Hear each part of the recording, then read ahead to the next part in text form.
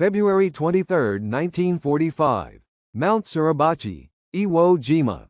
Private First Class Tadashi Yamamoto huddled in a fortified shelter, his hands shaking as he penned thoughts that would have resulted in his execution if found by his commanders. The Marines are inhuman. They do not fall in battle like ordinary individuals. All our teachings about American weakness were falsehoods. He peered out through the firing aperture. A moment ago, he had witnessed an event that upended every belief instilled in him during his instruction. 6 Marines had charged his stronghold under a relentless hail of machine gun bullets. Half of them were cut down, yet the rest pressed forward. When his fellow soldiers hurled grenades, one Marine took the explosion with his own body to protect his team, then persisted in the fight with grievous injuries until he was physically incapable of holding his firearm. The few who survived seized the bunker within a few short minutes. Iwo Jima was garrisoned by 21,000 Japanese, entrenched in 18 kilometers of underground tunnels and bunkers. Their leaders had sworn that only fragile American soldiers who would falter under stress awaited them. What the Japanese troops actually encountered would overturn every strategic estimate the Imperial Japanese Army had made about the foe. The results of this blunder were not found in calculations or command strategies, but in the brutal fact of hand-to-hand battles that would see 26,000 Marines become casualties in only 36 days. The erosion of Japanese morale had started before Iwo Jima. August 7, 1942. Guadalcanal, Solomon Islands. Corporal Hideo Takahashi, a veteran of the China campaign where Japanese arms had seemed unstoppable, made a journal entry after the first 7 days of engagement. The Americans who have landed are unlike any adversary we have fought. They never pull back when surrounded. They refuse to yield even when escape appears impossible. Most unsettling, they operate in the darkness with confidence, as if night offers them power rather than terror. Guadalcanal was the Japanese Empire's first attempt at defense in the Pacific, with the Imperial Army anticipating a swift triumph against green American forces. Leading the landing was the 1st Marine Division, a force exceeding 16,000 troops. Japanese intelligence had assessed Marines as an elite force, true, but ultimately Americans products of a permissive, democratic culture prioritizing personal ease over unity in sacrifice. Within just a few days, each preconception was monumentally disproved.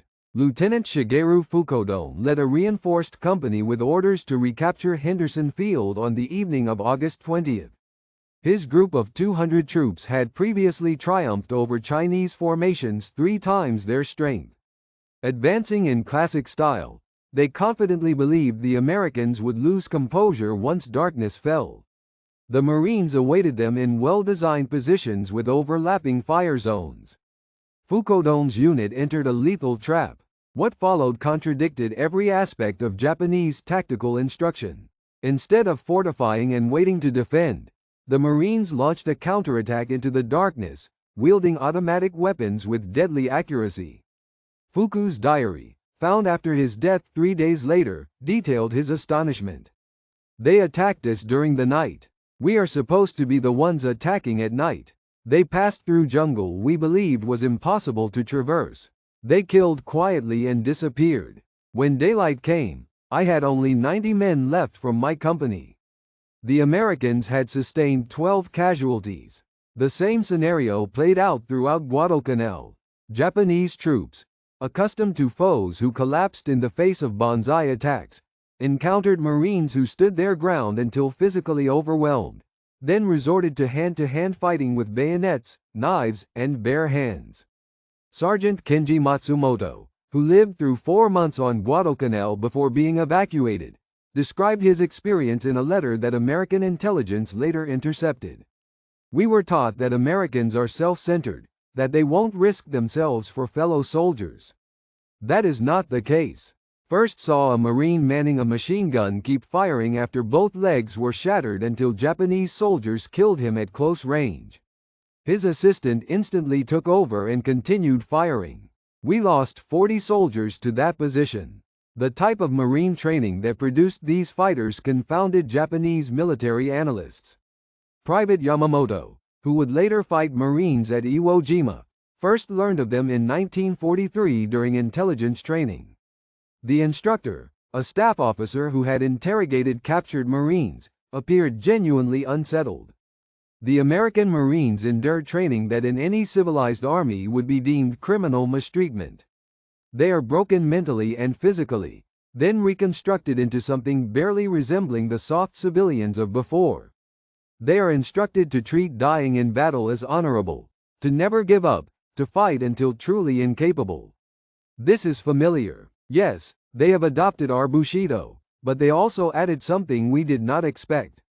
American industrial might. It proved a devastating mix. Japanese soldiers who followed the Bushido code saw dying before surrender as honorable, yet they increasingly fought with weapons inferior to those of the Americans. Marines undertook training almost as harsh as what Japanese troops endured, producing fighters just as prepared to die. But the Marines came ashore with firepower that made it impossible for Japanese positions to hold. On November 20, 1943, at Tarawa Atoll, Rear Admiral Kei Shibasaki led 4,500 defenders in fortifications thought to be unassailable. The 2nd Marine Division proved him wrong in 76 hours. Private First Class Tadashi Agawa, one of just 17 Japanese survivors, explained to his interrogators what he had seen. The initial wave was cut down in the water. We killed hundreds. Still more boats arrived. The second wave fell on the beach. More followed. The third wave breached our lines using flamethrowers. They did not stop unless they were dead or we were. The arithmetic was brutal. Close to 6,400 men died at Tarawa in 76 hours. The Marines who endured proved they would seize any target no matter the losses. Documents found on Saipan in 1944 contained Japanese intelligence assessments that described Marines as, quote, shock troops with fanatical determination toward their objectives. Marines disobey retreat orders and counterattack even when at a tactical disadvantage. Losses among Marines do not reduce their effectiveness unless their unit is wiped out. End quote. This evaluation resulted from organized analysis. Captain Yoshio Kobayashi, a Guadalcanal survivor, supplied thorough comparison. U.S. Army infantry tactics are reliable but traditional. Marines fight differently. They move forward aggressively no matter the casualties. They tolerate casualty rates that would compel any logical leader to stop. This is unheard of. Marine speed in combat proved as decisive as their weaponry. Lieutenant Colonel Kunio Nakagawa, commander at Peleliu, formed his defenses based on earlier campaigns where U.S. forces paused after landing. The Marines did not pause. They hit the beaches September 15 at 8:30 and by sunset controlled half the airfield. Nakagawa's diary noted his disbelief. My defense strategy collapsed because I thought the enemy would act logically. Marines do not behave logically. They show total dedication regardless of the situation. That utter commitment appeared suicidal to Japanese onlookers but was overwhelmingly successful. Sergeant Kenji Matsumoto, captured on Bougainville, described witnessing a Marine platoon storm a fortified hilltop. The approach crossed open ground swept by 3 bunkers machine guns. In Japanese doctrine, a significant artillery barrage would precede an infantry assault under the cover of smoke. The Marine lieutenant studied the position for perhaps half a minute and ordered an immediate attack, without any preparation. The platoon moved straight in under fire. In the initial 20 seconds, 7 men fell. The remaining Marines reached the first bunker and eliminated it with grenades and explosives. During the assault on the second bunker, 3 more died. The rest captured that position. The last 5 Marines overcame the third bunker. The platoon took 12 casualties out of 37 to capture what we believed was an impregnable outpost. The entire attack lasted 4 minutes from the command to completion. This was not mere bravery. It was relentless use of acceptable losses to reach objectives before we could react. The idea of tolerable casualties shocked Japanese leaders taught to highly value the lives of their soldiers while striving for objectives. Marines viewed losses as the price for victory and willingly paid it if the objective merited. This gave them a psychological edge on top of material advantage. Japanese commanders, knowing Marines would accept half losses to capture a target, were confronted with impossible choices. Use too few troops to defend, and lose the point. Defend with sufficient strength, and weaken other areas. Abandon the site and lose ground. Every route led to loss. The only thing that varied was the timing. Major Yoshi Takahori, a senior staff officer at Iwo Jima who outlasted the battle, broke down this dilemma during post-war interviews. General Kuribayashi grasped that we were powerless against the Marines. Our defenses aimed to slow them down and extract the highest casualties possible. There, we succeeded, inflicting over 20,000 Marine casualties in 36 days. Any other army would have been rendered unable to attack further. The Marines pressed on with undiminished vigor after being reinforced. We estimated that 10,000 Marine losses would halt their advance at least for a week. They sustained 10,000 in the first week, and their push never lessened. This exposed the route imbalance. They could refill their ranks quicker than we could. 50 Marine divisions were stationed in the Pacific area or training within the U.S. We only had a set number of defenders per island. Numbers alone doomed us. The figures reached past just manpower. Marines hit the beaches backed by supply support for continuous operations at levels Japanese forces couldn't equal. Second Lieutenant Toshio Yamamoto, captured at Saipan, personally saw this difference during a night reconnaissance. 3 days after the American landings, I led a patrol to observe enemy positions. We expected to find troops exhausted and short on supplies, as Japanese would be after 3 days of fierce fighting at a challenged beachhead. Instead, we observed Marines eating freshly cooked meals, being resupplied by truck, with medical tents treating wounded and designated rest zones where troops rotated off duty. Their supply depots stored more ammunition than my entire regiment possessed. They had traveling kitchens making fresh meals. They set up portable showers and places to wash clothes. During the most ferocious fighting of the Pacific Campaign, they lived better than we did peacetime in garrison. This made beating them impossible. They would not run out of food, bullets, medicine, or replacements. We would. American logistics, unceasing, produced a kind of attrition warfare that benefited the Marines even if they took greater initial losses. Japanese troops fought from fixed, supplied positions with no ability to reinforce. Every loss was permanent, every bullet gone for good. Marines pushed from a secure, growing foothold, receiving supplies daily by air and sea. Their wounded were treated and replaced. They had limitless ammunition. Each passing day left Japanese defenders weaker while the Marines grew in strength. This dynamic turned out to be crucial on Peleliu, where the defense led by Colonel Nakagawa continued from September 15 through November 27. The 1st Marine Division endured casualties so severe that it had to be pulled back and replaced by units from the 81st Infantry Division during October. Another Marine Division remained in action until Army troops took over their responsibilities. The engagement, which Japanese strategists anticipated would be over within a week, extended for a total of 11 weeks. Japanese forces managed to cause more than 10,000 American casualties, yet the Americans were able to absorb those losses and maintain their offensive. Conversely, Japan was unable to justify defending each island at such high cost. The mathematics of the situation could not be sustained. This untenable reality became evident to Japanese high command by the middle of 1944. Intelligence briefings distributed among garrison leaders admitted that Marines could only be delayed, not stopped. A document found on Tinian outlined instructions that made it clear all hope for victory had been abandoned. During resistance to Marine assaults, do not assume defensive lines can be maintained forever. The goal is to slow the American advance long enough to support broader strategic aims. Every extra day of holding out matters. Every Marine wounded or killed is considered worthwhile. Nonetheless, accept that the positions will eventually be lost. Make preparations based on this knowledge. Supply defensive strongpoints with as much ammunition as possible. Build multiple fallback positions. Devise a plan that enables withdrawal in successive stages. Accept that dying in the defense is nearly certain.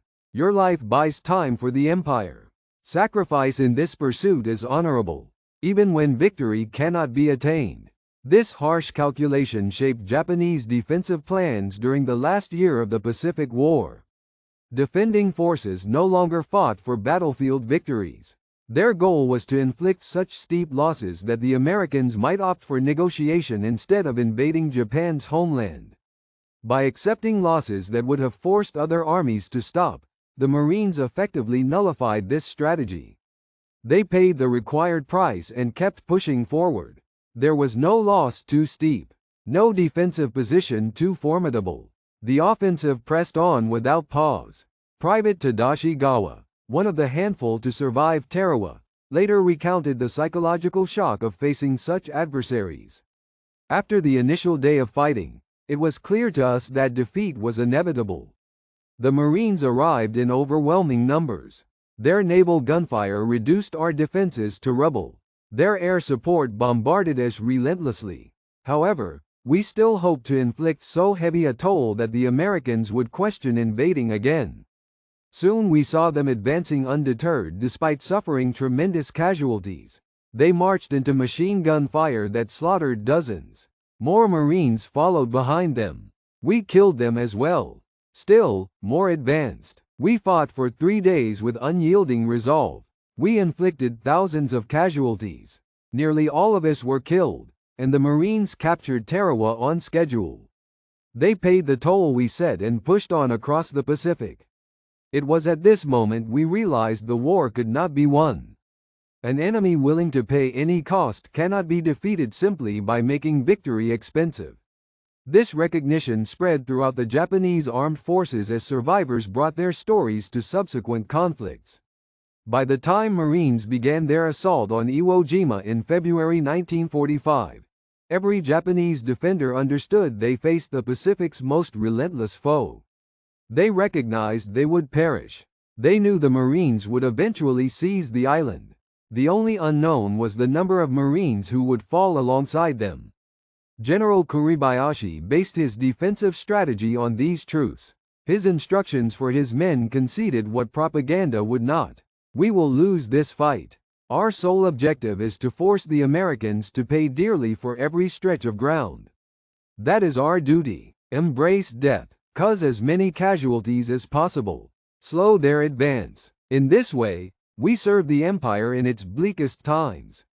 This evaluation proved accurate in battle after battle. On February 19, 1945, the day of the Iwo Jima landing, Japanese military produced the fullest assessment yet of Marine operational capabilities. General Tadamichi Kuribayashi, considered possibly Japan's most talented defensive officer in the Pacific, spent months analyzing Marine tactics and designed defenses tailored to counter them. His preparations were remarkable, yet even before Kuribayashi's concepts were put to the test, Marine raiders had already shown skill that surpassed ordinary standards. These elite forces executed deep penetration raids that spread fear well beyond their numbers. Japanese units learned the hard way that these raiders were deadly effective during nighttime. Colonel Kono Ichiki experienced this with fatal results at Guadalcanal in August 1942. His 900 men had previously defeated Chinese units using aggressive night operations. Japanese doctrine assumed that Americans were afraid of the dark. Ichiki prepared for a classic night assault on Marine positions at the Tanaru River. Marine raiders from the 1st Marine Raider Battalion were waiting in fortified emplacements. At 1:30 a.m. on August 21, Ichiki's group entered the river. The raiders unleashed point-blank automatic fire, supported by pre-registered artillery barrages. The entire fight took only 20 minutes. More than 700 Japanese were killed. The Marines lost 35 men. The raider units were eventually dissolved and integrated into regular Marine divisions in 1944, but their tactics became widespread within the force. By then, ordinary Marine infantry employed strategies the raiders had pioneered. Night patrols were routine. Small teams made independent calls. Improved communications allowed a degree of coordination never seen before. The result? An adversary capable of fighting around the clock with a relentless intensity Japanese soldiers could not match. Corporal Hideo Takahashi, after having fought on 3 islands before being captured on Okinawa, summed up the ordeal. The Marines kept advancing ceaselessly. High-intensity attacks during daylight. Nighttime assaults infiltrated our lines with small squads. Constant artillery shelling made rest impossible. Aircraft attacked continuously during the day. From landing to defeat, we were under pressure every moment. Ordinarily, Japanese troops would dominate the night and could rest and reorganize after daytime battles. Against the Marines, there was no respite. There were no safe hours. Combat continued non-stop until we had been killed or taken prisoner. This was industrial-level warfare executed with complete ruthlessness. Japanese military analysts were both intrigued and unnerved by the industrial nature of marine operations. While Japanese troops relied on spirit and self-sacrifice to try to overcome resource shortages, the Marines methodically applied the maximum amount of firepower at every turn. When they encountered a fortified enemy position, they did not depend on bravery or innovative maneuvers. They would target the location, call in artillery barrages with hundreds of rounds, send in tanks armed with flamethrowers to clear out survivors, and then march in the infantry to secure the ground. If there was still resistance, destroyers or battleships would pound the area with naval gunfire, annihilating everything. This deliberate destruction shocked observers with its effectiveness. Second Lieutenant Saburo Endo, an artillery spotter on Saipan, witnessed the Marines' combined arms techniques during the June 1944 invasion. His diary contains detailed notes. The Marines came ashore covered by ship bombardments that lasted for 3 straight hours before the first landing craft reached shore. Airplanes bombed our defenses for 2 hours prior to the landing. When the Marines landed, every movement was safeguarded by tanks, artillery, warship fire, and air attacks. They pushed forward deliberately and methodically, systematically destroying everything encountered. When we managed to halt them at defensive lines, they summoned battleship barrages that wiped entire hills from sight. They did not attempt to overcome us by courage or tactical ingenuity. Instead, they wielded overwhelming power to remove our defenses, then advanced. For us, this was warfare on an entirely unfamiliar scale. It was industrial devastation deployed step by step until resistance was crushed. We relied on rifles and light machine guns. They fought with the full material might of an industrialized nation. Endo's observations reflected a realization that dawned on many Japanese soldiers far too late. The Pacific War was not a measure of martial spirit or strategic brilliance. It was a struggle between Japan's restricted industrial resources and America's massive production might. The Marines represented the forefront of that industrial output. These fighters were trained to make full use of American strengths with relentless effectiveness while accepting losses that were mitigated by access to greater numbers and reserves. Facing such a foe, Japanese bravery and tactical prowess lost their significance. The results were set by sheer numbers from the very beginning. Only the length of the conflict and its price in lives were undetermined. Kuribayashi put an end to the banzai attacks that had spent Japanese troops recklessly in prior campaigns. He devised layered defenses that funneled the Marines into zones overlapped by bunker fire. He stationed artillery so that it could unleash destructive barrages on the landing zones. He constructed 11 miles of tunnels linking 1,500 separate cave strongpoints. Every route forward was marked out for bombardment by mortars and artillery. The landing grounds became inevitable killing fields. 70,000 men from 3 Marine divisions came ashore at Iwo Jima on February 19. Kuribayashi's defensive measures functioned just as he had intended. The naval shelling did little to the deep fortifications. Marines came ashore in organized formations and instantly suffered devastating losses. In a matter of minutes, the dark volcanic sands were strewn with fallen and injured men. Japanese spotters directed exquisitely synchronized fire upon them. The attack appeared to be faltering. Yet something occurred that Kuribayashi had not foreseen, though he might have based on earlier engagements. The Marines did not retreat to reorganize. They pressed forward through artillery barrages. They located the weak points between Japanese defenses and pressed through them. When pillboxes halted their progress, demolition squads inched ahead under gunfire to neutralize them. When those squads were lost, other Marines immediately stepped in. The offensive kept moving forward. Private First Class Tadashi Yamamoto watched from his pillbox as Marines attacked the position on his flank. His journal describes the confusion the Japanese garrison experienced.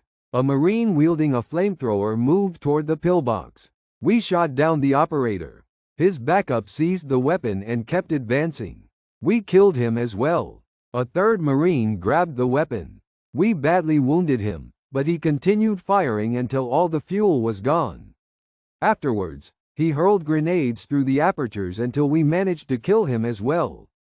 By that moment, enemy sappers had already reached the pillbox's entrance. The strongpoint was overrun. This sequence repeated 30 times during the initial hour. How do you overcome adversaries who simply refuse to stop advancing? The Japanese soon learned that it was impossible. The unforgiving calculus of Iwo Jima showed the Marine strategy at its starkest. Of the 70,000 Marines who landed, 26,000 became casualties, with close to 7,000 fatalities. However, virtually all of the 21,000 Japanese troops perished, save for 6 who were taken prisoner, most of whom were incapacitated or gravely wounded. The Marines paid a nearly unprecedented price, but they secured every target. Kuribayashi himself, who lived on until the latter part of March 1945, sent his concluding judgment to Tokyo in a clandestine note prior to the breakdown of his defensive lines. The Marines are the most potent military force I have ever encountered. They possess several qualities that render them exceptionally formidable. Firstly, their training fosters soldiers who endure losses that would shatter lesser units. Secondly, their armament outmatches ours by a ratio of 5-to-1 in artillery and 10-to-1 in aerial support. Third, their lower-level commanders make tactical calls at the squad level, decisions that our own officers reserve for companies, letting them take advantage of openings more swiftly than we can respond. Fourth, and above all, their assault never ceases. There exists no defense that can withstand this array of advantages indefinitely. This final insight struck fear into Japanese soldiers across the Pacific theater. Troops could come to terms with being beaten in a fight. They could rationalize being outgunned or tactically bested. What they failed to grasp was an enemy that pressed on in spite of unprecedented casualties.